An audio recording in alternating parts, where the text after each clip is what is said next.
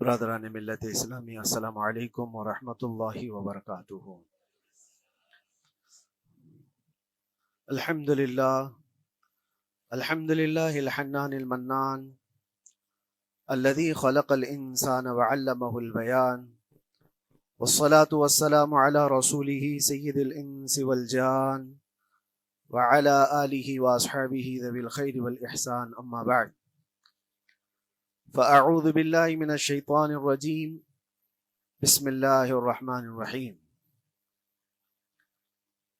وَأَمَّا بِنِعْمَةِ رَبِّكَ فَحَدِّثْ، صدق اللہ مولانا العظیم۔ بارگاہ رسالت معاذ صلی اللہ علیہ وسلم میں درود پاک کا ہدیہ پیش کریں۔ اللہم صلی علی سیدنا و مولانا محمد معدن الجود والکرم وآلہ واصحابہ الکرام وابنہ الکریم وبارک وسلم صلاة دائمة سرمدا ابدا۔ قرآن عظیم میں اللہ رب العزت ارشاد فرماتا ہے، وَقَلِيلٌ مِّنْ عِبَادِيَ الشَّكُورُ، میرے بندوں میں شکر کرنے والے بہت کم ہیں۔ اور یہ بات صحیح ہے کہ بندے پر بے شمار نعمتیں اللہ تعالیٰ عطا کیا ہے، بے شمار ہیں۔ وَإِن تَعُدُّوا نِعْمَتَ اللَّهِ لَا تُحْصُوهَا، اگر تم اللہ کی نعمتوں کو گننا چاہو گے تو شمار نہیں کر سکو گے۔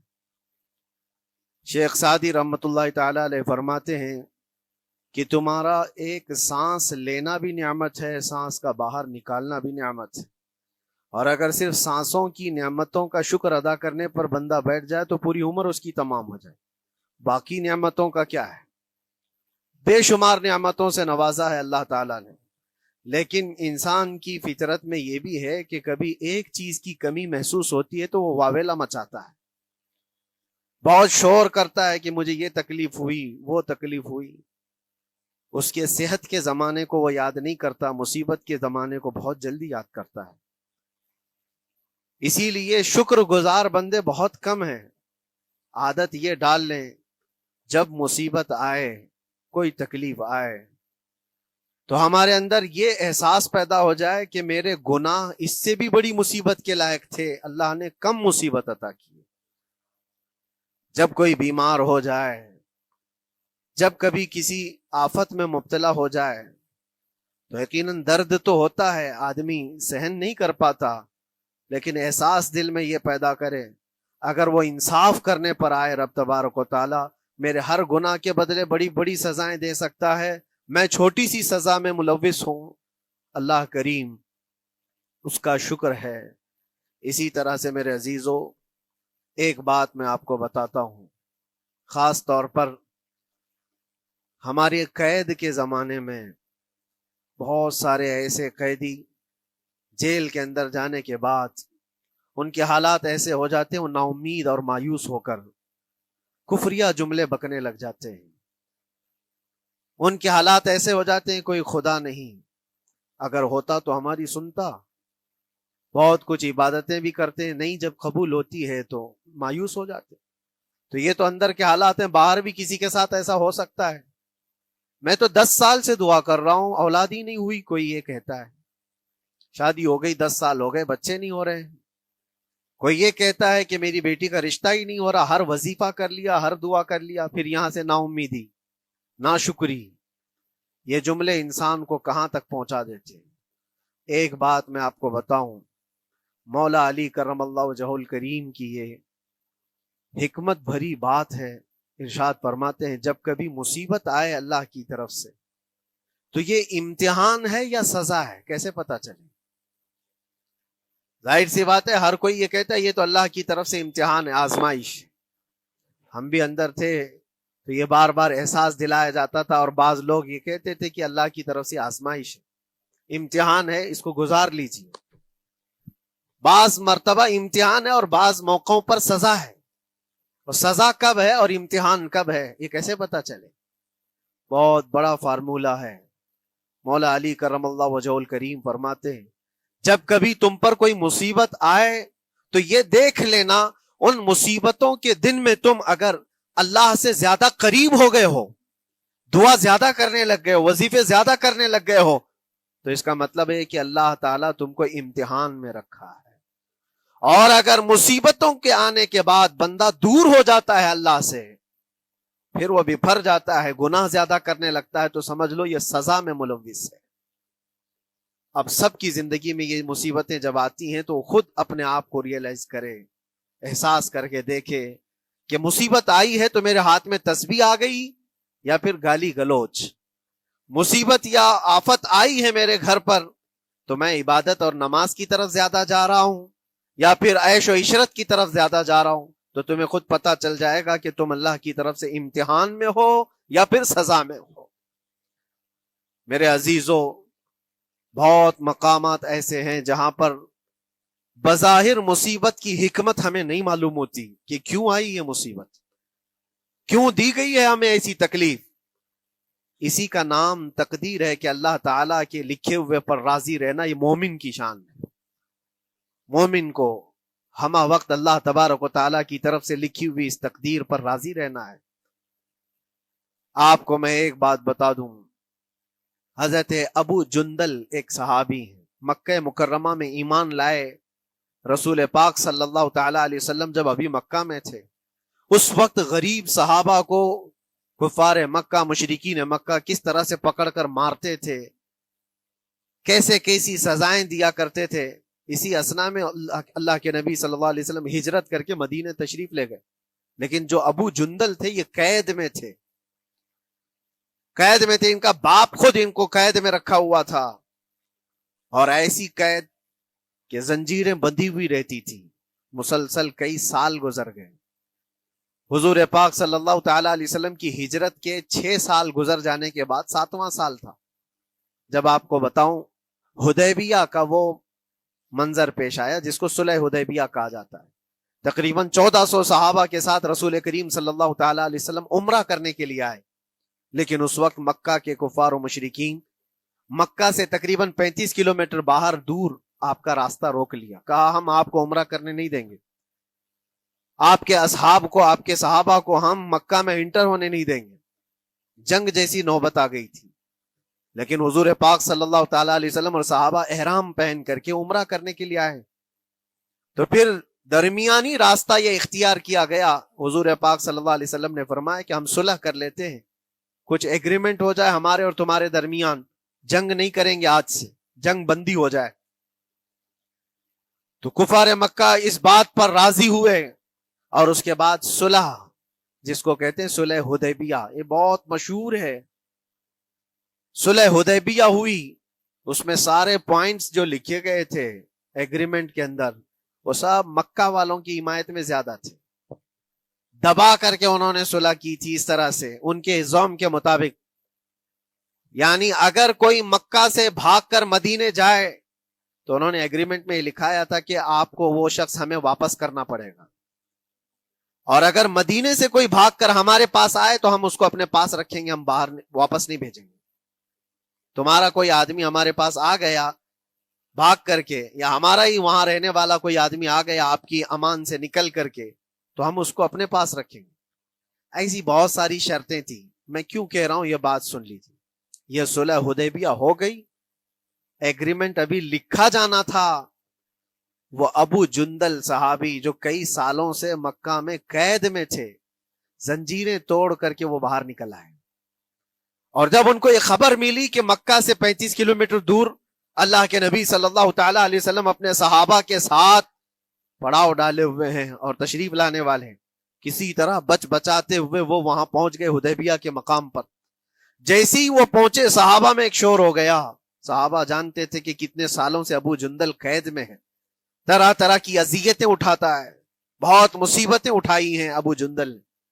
دیکھا ان کے جسم پر پورے زخموں کے نشان تھے، ہاتھوں اور پیروں میں زنجیریں لٹکی ہوئی تھیں۔ وہ اسی حالت میں صحابہ کے پاس آ گئے، صحابہ سب نے سینے سے سینہ لگایا، استقبال کیا، ابو جندل تم آ گئے ہمارے پاس، آ گئے۔ اب بات سنو، بڑی حیرت کی ہے، ایگریمنٹ لکھا جا رہا تھا اور ابو جندل مکہ سے فرار ہو کر کے آئے تھے۔ ابو جندل کا جو باپ ہے اور دوسرے جو رئیس مکہ کے تھے، قریش کے سردار، سبوں نے ہاتھ روک لیا اور کہا ہمارا ایک آدمی بھاگ کر آپ کے پاس آیا ہے، ایگریمنٹ کے مطابق اس کو آپ ہمیں واپس کرنا ہوگا، واپس لوٹانا ہوگا۔ مکہ میں رہنے والا شخص آپ کے پاس آیا ہے، وہ ہمارا قیدی ہے۔ حضور پاک صلی اللہ تعالی علیہ وسلم نے فرمایا ابھی تو لکھا نہیں گیا، اس سے پہلے وہ آیا ہے، چھوڑ دو اس کو، اس کے بعد جو بھی ہوگا اس پر عمل کریں گے۔ مکہ والوں نے کہا نہیں، ہم نہیں مانتے اس چیز کو۔ حضور پاک صلی اللہ تعالی علیہ وسلم نے یہاں تک فرمایا اس ایک شخص کو میری ضمانت میں دے دو، باقی تمہاری ساری شرطیں منظور کر لی جائیں گی۔ وہ رحمت للعالمین، نبی اکرم صلی اللہ تعالی علیہ وسلم اپنے غلاموں پر رحم کیسے نہ کریں؟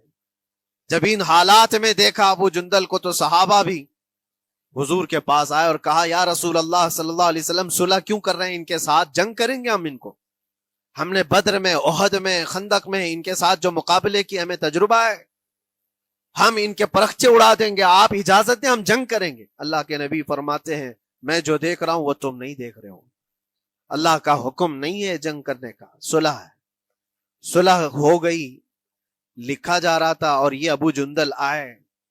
اب جب حضور پاک صلی اللہ تعالی علیہ وسلم نے فرمایا ٹھیک ہے، ایگریمنٹ کے مطابق ابو جندل کو مکہ واپس بھیجنا پڑے گا، اتنا فرمایا تھا حضور نے، ابو جندل دھاڑے مار مار کر رونے لگے اور صحابہ کو جا کر کے اپنے زخم دکھانے لگے کہ دیکھو مجھے واپس بھیجا جا رہا ہے، مجھے واپس بھیجا جا رہا ہے۔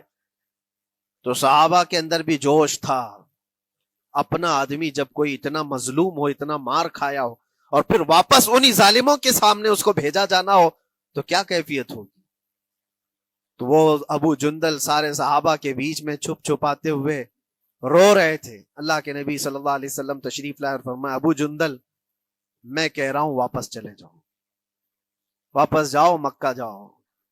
تو انہوں نے کہا یا رسول اللہ صلی اللہ علیہ وسلم ان زخموں کے ساتھ واپس جاؤ؟ اللہ کے نبی صلی اللہ علیہ وسلم نے فرمایا ہاں ابو جندل، اللہ کی مرضی یہی ہے، اور اللہ کا نبی وہی کہتا ہے جو اللہ کی مرضی ہوتی ہے۔ یہ میں کہہ رہا ہوں بظاہر تکلیفوں کی حکمت ہمیں معلوم نہیں ہوتی، لیکن ہمیں عمل کرنا چاہیے۔ نبی پاک صلی اللہ تعالی علیہ وسلم کا جب حکم ہوا، ابو جندل انہی زنجیروں کے ساتھ ان کے باپ کے حوالے کر دیے گئے، وہ گھسیٹتے ہوئے لے جا رہا تھا، گھسیٹتے ہوئے واپس انہی قیدیوں کی طرح لے جا رہا تھا۔ سب کی آنکھوں میں آنسو تھے، لیکن حکمت الہی کیا ہے یہ کون جانتا ہے؟ بظاہر اللہ تبارک و تعالیٰ کی طرف سے یہ دی ہوئی آزمائشیں، یہ تکلیفیں، اس کی حکمت وہ بہتر جانتا ہے۔ جب ابو جندل کو واپس کیا گیا، ایک سوال اٹھتا ہے میرے عزیزو، یہ میں قید کی حالت میں رہ کر کے ایک شخص نے مجھ سے سوال کیا تھا، آپ تو اللہ کے نبی صلی اللہ تعالی علیہ وسلم کی ناموس کی بات کرتے ہو، حضور کی محبت کی بات کرتے ہو، ان کے عشق کی بات کرتے ہو، اور یہ بھی کہتے ہو کہ نبی پاک صلی اللہ تعالی علیہ وسلم دستگیری کرتے ہیں، اپنے غلاموں کی مدد کرتے ہیں، تو اتنے دنوں سے کیا آپ نے حضور کو نہیں پکارا؟ کیا رسول پاک صلی اللہ تعالی علیہ وسلم سے محبت اور عشق کی بات کے بعد آپ نے بھیک نہیں مانگی؟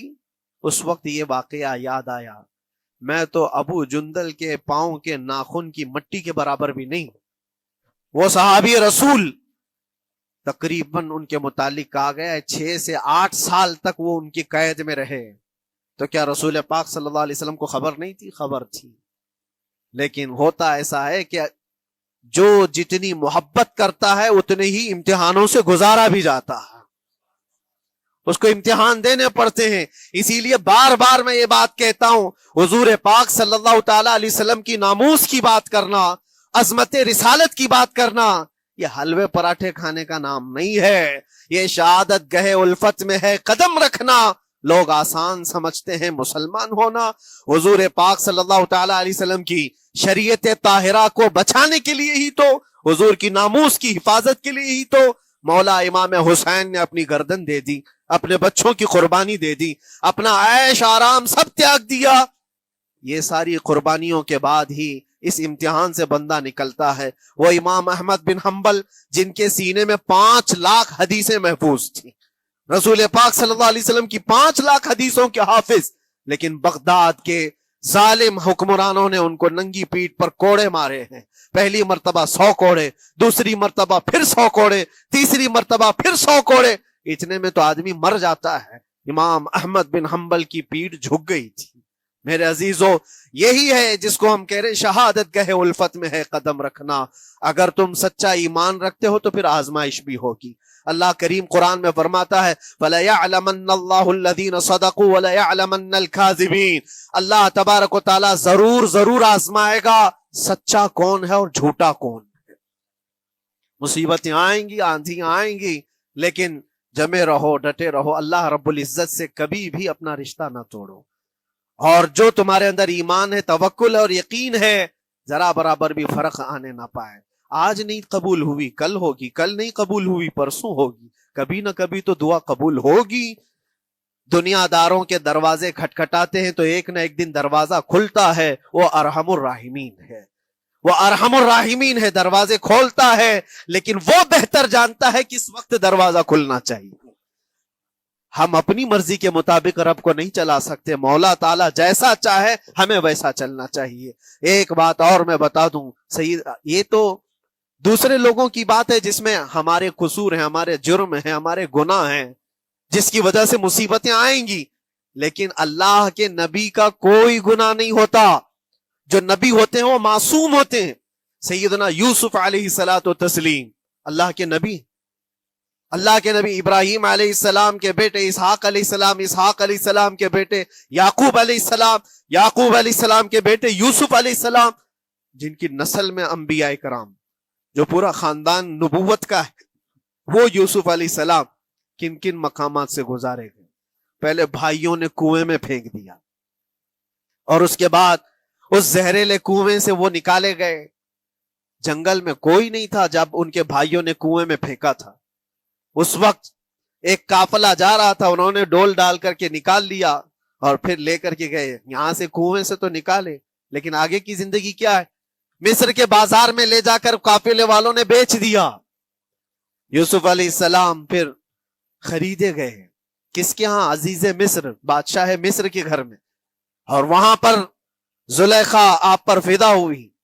پھر آپ پر الزام بھی لگایا گیا، اور اس الزام کی بنیاد پر آپ کو جیل بھیجا گیا۔ اللہ کے نبی کے دامن پر پیوند تو ہو سکتا ہے، دھبا نہیں ہوتا۔ کسی گناہ کا تصور بھی وہ نہیں کرتے، وہ معصوم ہوتے ہیں، لیکن بغیر کسی قصور کے، بغیر کسی جرم کے آپ کو جیل بھیجا گیا۔ یوسف علیہ الصلوۃ والتسلیم جیل جب گئے، وہ نبی ہو کر کے، اور اس کے بعد دن کٹتے رہے۔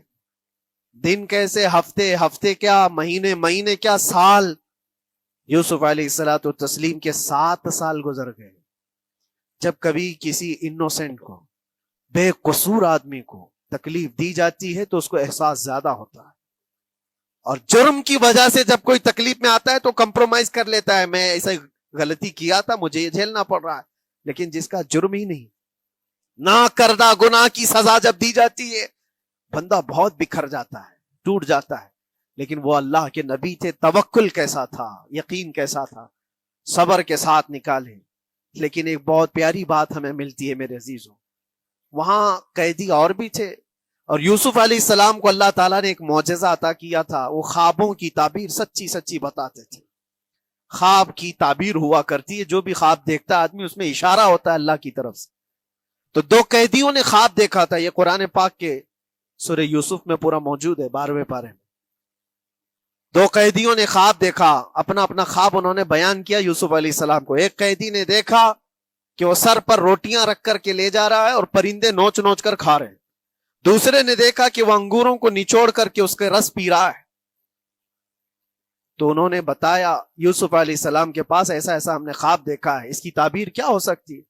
سیدنا یوسف علیہ السلام فرماتے ہیں، میں دونوں کے خواب کی تعبیر بتاؤں گا، لیکن اس میں سے ایک بندہ، اس سے آپ نے کہا تو وعدہ کر کے میرا بھی کام کرے گا، میرا بھی ایک کام ہے، تو کرے گا۔ 7 سال گزر گئے تھے، جو بادشاہ مصر تھا وہ بھی بدل چکا تھا، جس نے قید میں ڈالا تھا وہ ختم ہو گیا، دوسرا آیا، تیسرا آیا، جو بھی آیا، لیکن حکومت بدلی ہوئی تھی۔ تو خواب کی تعبیر بتانے سے پہلے ایک قیدی سے یوسف علیہ السلام نے کہا کہ میرا کام تو کرے گا؟ اس نے کہا ہاں، آپ جو کہیں گے میں کروں گا۔ تو سنو، تعبیر یہ ہے، جس کے سر پر روٹیاں رکھی ہوئی اور کوے کھا رہے تھے یا پرندے کھا رہے تھے، اس کی تعبیر یہ ہے کہ عنقریب تجھ کو موت کی سزا سنائی جائے گی۔ وہ غمگین تھا۔ دوسرے سے کہا تو انگور کے رس نچوڑ کر پی رہا تھا، تیرے خواب کی تعبیر یہ ہے کہ عنقریب تجھ کو رہا کر دیا جائے گا۔ تو آزاد ہوگا، اور تجھ سے ہی میرا کام یہ ہے کہ آزاد ہو کر جائے گا تو تو موجودہ وقت کے جو بادشاہ ہے، شاید اس کی فوج میں شامل ہو جائے یا اس کے سپاہیوں میں یا وزیروں میں، تو میری یہ بات اس تک پہنچا دینا، پچھلے 7 سالوں سے بے گناہ بے قصور ایک قیدی اندر ہے، اس کو آزاد کر دیا جائے، اس کو آزاد کر دیا جائے۔ اس نے کہا بالکل، اگر میں چھوٹا تو آپ کا ایک کام ضرور کروں گا۔ سنیے بات، چند دن نہیں گزرے تھے کہ اس ایک قیدی کو موت کی سزا ہو گئی، اس کو موت کی سزا سنائی گئی اور پھانسی ہو گئی۔ دوسرا یہ جو قیدی جس کو آپ نے رہائی کی خوشخبری دی تھی، اس کی بھی رہائی کی خوشخبری آ گئی، وہ آزاد ہو گیا۔ لیکن قرآن پاک میں ہے، آزاد ہو کر جب جاتا ہے آدمی تو پچھلا بھول جاتا ہے۔ اکثر ایسا ہی ہوتا ہے، کیا جیل کے دوست کون تھے کیا تھے کچھ پتا نہیں، اور آدمی تو یہ سوچتا ہے دوبارہ کبھی ادھر کے دروازے کو بھی نہ دیکھو، آیا اور بھول گیا۔ یوسف علیہ السلام نے جو کام دیا تھا وہ بھول گیا، یہاں تک کہ قرآن میں اللہ فرماتا کئی سال گزر گئے، 1-2 دن نہیں، سالوں گزر گئے، اور وہ بادشاہ کی فوج میں شامل تھا یا بادشاہ کے مصاحبین میں شامل تھا، قریبی لوگوں میں۔ ایک زمانے کے بعد مدت ہوئی، اور اس وقت سوچیے آپ کتنا وقت حضرت یوسف علیہ السلام نے کاٹا ہوگا۔ ایک دن آپ بے اختیار رو پڑے اللہ کی بارگاہ میں۔ یہ میں آپ کو بتا رہا ہوں، کبھی کبھار انسانی فطرت کا تقاضا ہے، اللہ تبارک و تعالیٰ کی بارگاہ میں رو پڑے اور کہا اے رب العالمین، اے ارحم الراحمین، یہ دن کب ختم ہوں گے؟ یہ جس طرح سے مجھے جیل کی سلاخوں کے پیچھے بند کیا گیا ہے، ان مصیبتوں سے کب آزادی ہوگی میرے مولا یا ارحم الراحمین؟ جواب رب تعالیٰ کی طرف سے آیا، یہ ہمارے اور آپ کی بات نہیں ہے، یہ اللہ کے نبی کی بات ہے۔ اب سنو، یوسف علیہ السلام کو جواب آیا، اے یوسف، جب تجھے جیل سے نکلنا ہی تھا، تجھے باہر جانا ہی تھا، تو دنیا کے بادشاہ کے پاس سامنے کیوں ریکویسٹ رکھا، میرے سامنے رکھ دیا ہوتا۔ اللہ اکبر، یہ توکل کا اعلیٰ درجہ ہے۔ اتنی مصیبتوں کے بعد بھی تم نے اس سپاہی کو کیوں اپنا قاصد بنا کر بادشاہ کے سامنے بھیجا کہ میری آزادی ہو جائے؟ یوسف علیہ السلام بہت روئے، سجدے میں گر کر کے مولا مجھے معاف کر دے، اور میرے ہر شے کا تو مالک ہے، اب میں زندگی بھر قید میں رہوں یا آزاد رہوں یہ تیری مرضی پر ہے۔ میرے عزیزو، پھر یوسف علیہ السلام کے ساتھ کیا ہوا؟ بادشاہ نے خود ایک خواب دیکھا اور وہ پریشان تھا، خوابوں کی تعبیر کوئی بتا نہیں رہا تھا۔ تب اس قیدی کو چھوٹے ہوئے کو یاد آئی بات کہ جیل میں ایک آدمی ہے جو سچی تعبیر بتاتا ہے۔ پھر اس نے بادشاہ سے کہا ایک قیدی بہت شریف اور صالح ہے، وہ سچی تعبیر بتائے گا، آپ کہے تو میں اس کو لے آؤں، اور اس نے مجھے یہ کہا بھی تھا کہ اس کو آزاد کرنا ہے، آپ کے پاس ریکویسٹ رکھنی ہے کہ وہ بے قصور قید میں ہے۔ بادشاہ نے معلومات حاصل کی اور اس کے بعد پروانہ دے دیا کہ اس قیدی کو آزاد کیا جائے جس کو بے قصور رکھا گیا ہے، اور میرے خواب کی تعبیر بتائی جائے۔ یوسف علیہ الصلوۃ والتسلیم کو لوگ آئے لینے کے لیے۔ اب یہاں منظر اور ہے میرے عزیزوں، کہا کہ بادشاہ نے خواب دیکھا، اس کی تعبیر بتائے۔ آپ نے تعبیر تو بتا دی کہ کیا ہونے والا ہے اگلے 7 سالوں میں بادشاہ کے ساتھ، یہ ساری تعبیر بتائی، لیکن جب آزاد کرنے کی بات آئی تو آپ نے کہا رہنے دو، اب مجھے قید میں رہنے دو، اس لیے کہ آپ کو یہ احساس ہوگا کہ میں بادشاہ کے پاس کیوں رکھا ہے اس مقدمے کو۔ لیکن بعد میں بادشاہ اور اس کے مصاحبین اور اس کے وزیر آپ کو اصرار کرتے ہوئے لے گئے اور لے جا کر کے سیدھے وزیر اعظم کے تخت پر بٹھا دی، سیدھے وزیر اعظم کے تخت پر بٹھا دیا۔ پھر رب تبارک و تعالیٰ نے فرمایا اے یوسف، جب تک ہم چاہیں تب اندر رہے گا آدمی، اور جب ہم چاہ لیں باہر تو پھر اپنی مرضی سے کوئی اندر بھی نہیں رہ سکتا۔ حقیقت ہے میرے عزیزو، جب مصیبتوں کے ختم ہونے کا وقت آئے پھر پوری دنیا کھڑی ہو کر کے بھی تم کو مصیبت نہیں دے سکتی۔ تکلیف نہیں دے سکتی. اور رب تبارک و تعالیٰ نے فرمایا وَإِن يَمْسَسْكَ اللَّهُ بِضُرٍّ فَلَا كَاشِفَ لَهُ، اگر تم کو اللہ کی طرف سے کوئی مصیبت آئے تو کوئی اس کو ہٹانے والا نہیں ہے. وَإِن يَمْسَسْكَ اللَّهُ بِخَيْرٍ فَلَا رَادَّ لِفَضْلِهِ، اور اگر اللہ تبارک و تعالیٰ کوئی بھلائی کسی بندے کو دے دے تو دنیا کی کوئی طاقت اس کو روک بھی نہیں سکتی. آج اگر رب تبارک و تعالیٰ ہم کو کوئی مقام اور مرتبہ دے دے، کوئی عزت اور انعام دے دے، سارے کتے بھونکتے رہیں، اس انعام کو کوئی رد نہیں کر سکتا. اللہ تبارک و تعالیٰ کا دیا ہوا فضل اس کو کوئی کاٹ نہیں سکتا، اور اس کی دی ہوئی مصیبت کو کوئی دوسرا ٹال بھی نہیں سکتا. اسی لیے آؤ لگے رہو اسی بارگاہ میں اور عرض کرو کہ مولا مجھ سے جو خطائیں ہوئی ہیں اس کو درگزر فرما دے، اور جس طرح کی بھی تو زندگی دیا ہے یہ تیرا شکر ہے مولا. شکر ادا کرنے کی عادت ڈال لو. اللہ تبارک و تعالیٰ فرماتا ہے لَإِن شَكَرْتُمْ لَأَزِيدَنَّكُمْ، اگر تم شکر ادا کرو گے تو میں اور زیادہ عطا کروں گا، اور زیادہ عطا کروں گا. آج اگر تھوڑی سی مصیبت ہے تو شکر ادا کرو کہ مولا بڑی مصیبت تو نہیں آئی ہے، یہ بھی تیرا کرم ہے، تیرا احسان ہے. مصیبت زدہ لوگوں کو دیکھتا ہوں تو پھر میں یہ کہتا ہوں ہاتھ بھی سلامت ہے، پیر بھی سلامت ہے، آنکھ بھی سلامت ہے، زبان بھی سلامت ہے، دماغ بھی چل رہا ہے. کیا یہ شکر کرنے کا موقع نہیں ہے؟ یہ شکر کرنے کا مقام نہیں ہے؟ آؤ ہر دن اللہ کا شکر ادا کرو، شکایتیں کم کرو. اللہ تبارک و تعالیٰ کو یہ زندگی پسند ہے. وآخر دعوانا ان الحمد للہ رب العالمین. السلام علیکم.